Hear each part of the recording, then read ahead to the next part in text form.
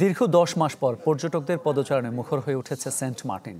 সকালে প্রায় ১২০০ পর্যটক নিয়ে প্রথম জাহাজ যায় দ্বীপটিতে।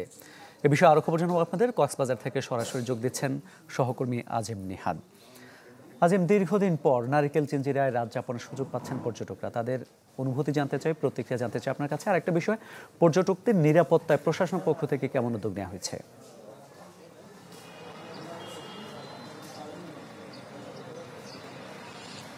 এই বিষয়টা আজকের দিনটির জন্য আসলে পর্যটকরা দীর্ঘদিন ধরে অপেক্ষা করছে। আমরা স্বাভাবিকভাবে অন্যান্য বছরগুলোতে যেটি দেখেছিলাম যে অক্টোবর থেকেই মূলত সেন্ট মার্টিনে যাত্রা শুরু হতো, কিন্তু সরকারের বিধিনিষেধের কারণে গত 2 বছর ধরে এই ধরনের প্রক্রিয়ার মধ্য দিয়ে টুরিস্টদের সেখানে যেতে হচ্ছে এবং গত বছরও কিন্তু নভেম্বর মাসে যায়নি।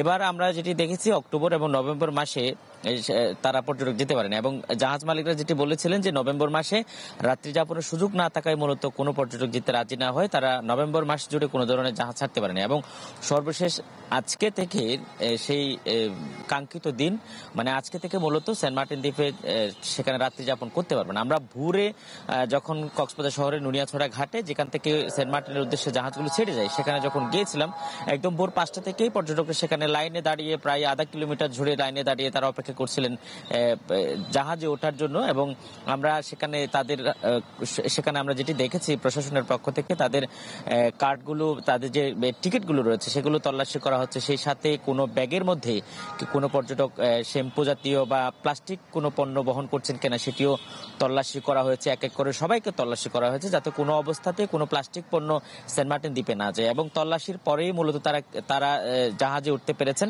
এবং আমরা সেখানে যে এই তল্লাশির মুখে পড়তে হয়েছে সেই বিষয়টি নিয়ে পর্যটকদের সাথে কথা বলেছি। তারা যেটি বলছেন যে বিষয়টি আসলে তারা শুরুর দিন সেই হিসেবে তারা কিছুটা বিব্রত, কিন্তু এই প্রক্রিয়াটিকে তারাও স্বাগত জানিয়েছে যাতে করে কোনো অবস্থাতে দ্বীপের পরিবেশটা নষ্ট না হয়। এবং জেলা প্রশাসন এবং পরিবেশ অধিদপ্তরের পক্ষ থেকে ট্যুরিজম বোর্ডের সাথেও কথা হয়েছে আমাদের। তারা যেটি বলছেন যে তাদের এই প্রক্রিয়া আসলে অব্যাহত থাকবে এবং দ্বীপে আজকে দুপুরের পর থেকে আমরা খবর নিয়েছি সেখানে দীর্ঘদিন পর দ্বীপটা পর্যটকের পদচারণায় মুখর হয়ে উঠেছে। মামুন, ধন্যবাদ আপনাকে।